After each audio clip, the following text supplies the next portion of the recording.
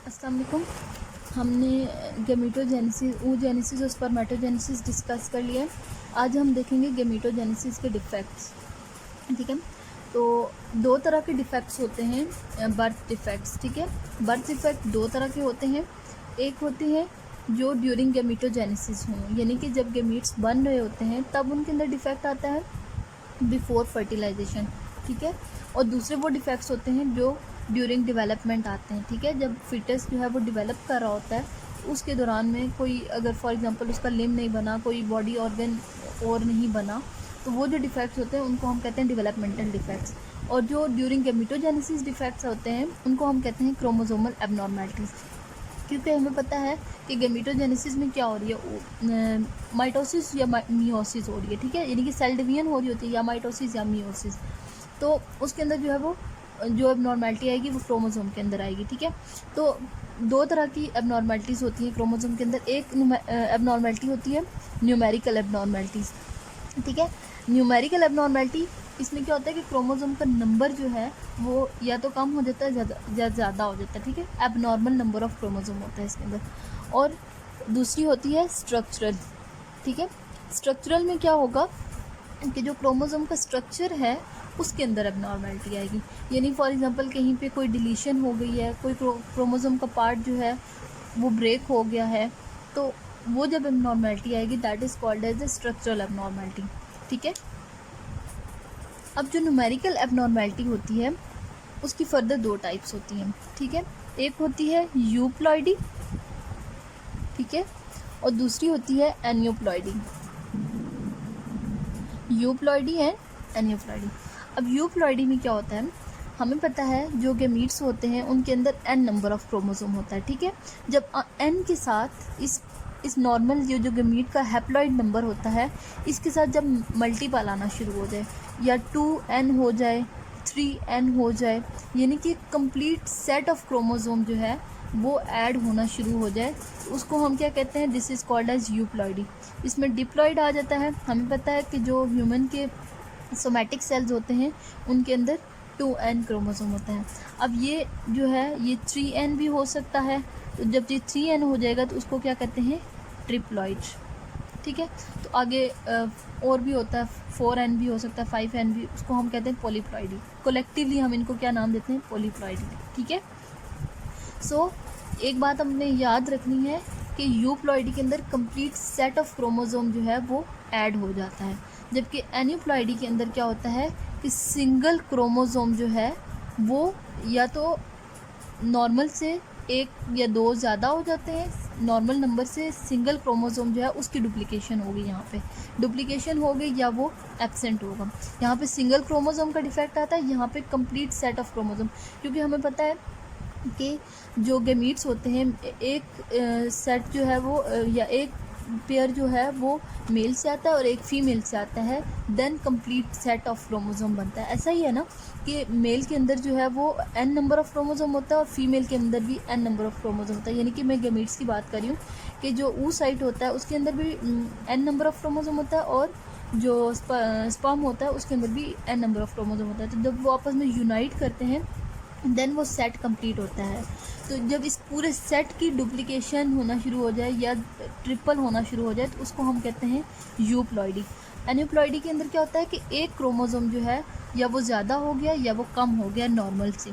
ठीक है, नॉर्मल से एक ज़्यादा, एक या दो या तीन क्रोमोसोम जो है उनकी डुप्लीकेशन हो रही है या फिर वो कम हो रहे हैं। ठीक है, इसकी अब आगे दो टाइप्स हैं, हाइपोप्लॉइडी, ठीक है, यानी कि नॉर्मल से एक या दो क्रोमोसोम ज़्यादा हो जाए, सिंगल क्रोमोसोम की बात करिए, सेट की बात नहीं है।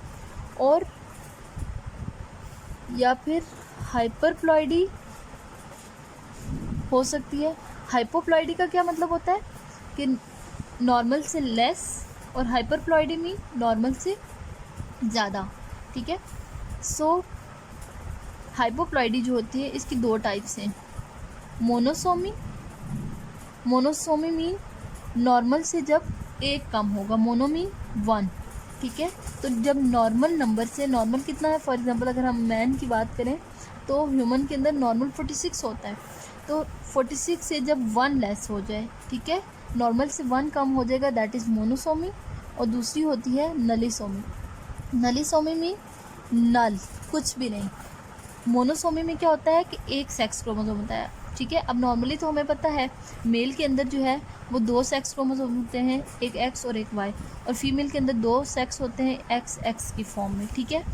तो मोनोसोमी में क्या होता है, इसका क्या 2n-1, ठीक है, 44 प्लस एक सेक्स क्रोमोसोम होता है, ठीक है, X0। और इसकी कौन सी सिंड्रोम आ जाती है इसमें आती है टर्नर्स सिंड्रोम। कौन सी सिंड्रोम है? टर्नर्स सिंड्रोम, ठीक है। इसके अंदर क्या होता है 44 प्लस X0, यानी कि इसके अंदर एक सेक्स क्रोमोसोम होता है X और इसके अंदर दूसरा सेक्स क्रोमोसोम जो होता है वो एब्सेंट होता है, ठीक है।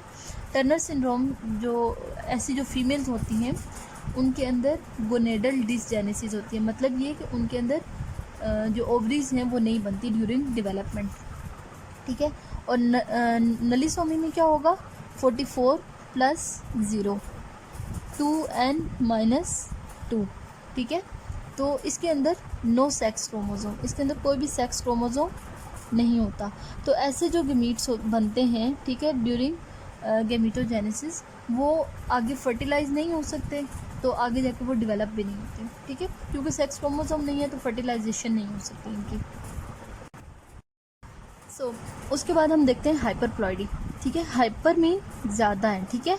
तो नॉर्मल से जब नंबर क्रोमोसोम का जो है वो ज़्यादा हो जाएगा उसको हम क्या कहते हैं, हाइपरप्लॉइडी। इसकी एग्जांपल आ जाती है ट्राइसोमी, ठीक है। ट्राइसोमी में क्या होगा 2n+1, ठीक है, नॉर्मल से एक क्रोमोसोम जो है वो ज़्यादा हो गया। अब इसकी 2 टाइप्स होती हैं ट्राइसोमी की, ठीक है। ट्राइसोमी की 2 टाइप्स हैं, एक होती है ऑटोसोमल ट्राइसोमी, ठीक है, और दूसरी होती है सेक्स ट्राइसोमी। ऑटोसोमल में क्या है कि जब ऑटोसोमल क्रोमोसोम जो हैं उनकी ट्राइसोमी हो जाए, और सेक्स क्रोमोसोम की जब ट्राइसोमी हो तो वो सेक्स क्रोमोसोम की ट्राइसोमी होगी, ठीक है।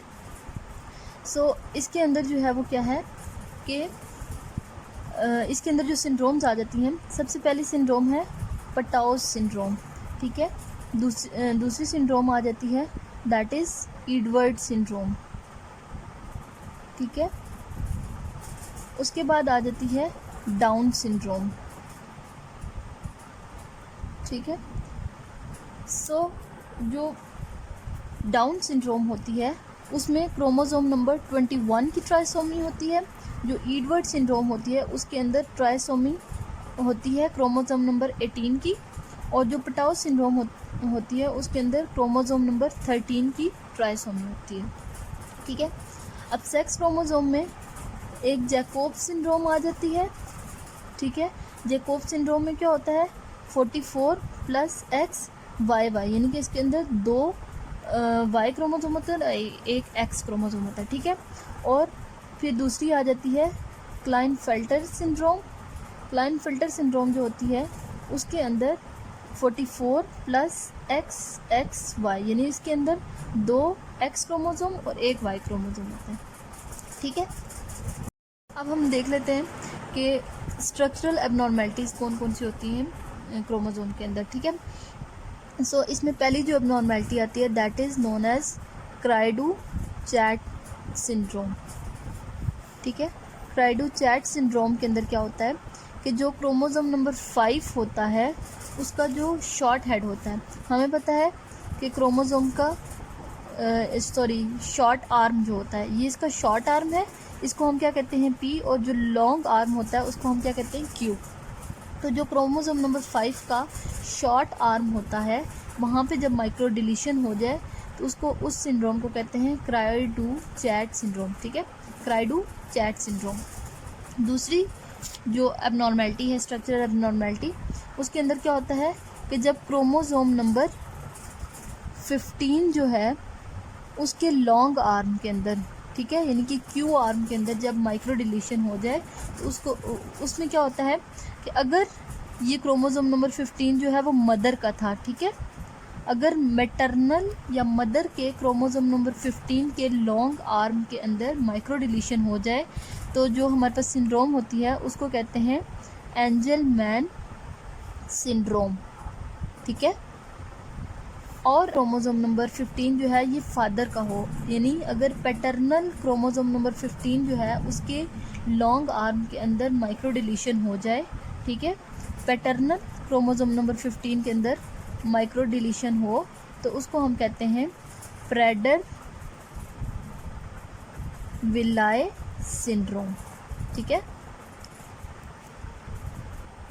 उसके बाद जो नेक्स्ट सिंड्रोम आती है that is called as DiGeorge syndrome, ठीक है। डाई-जॉर्ज सिंड्रोम, डाई-जॉर्ज सिंड्रोम में क्या होता है कि जो क्रोमोसोम नंबर 22 होता है उसके लॉन्ग आर्म के अंदर माइक्रो डिलीशन हो जाती है जिसको हम कहते हैं डाई-जॉर्ज सिंड्रोम, ठीक है।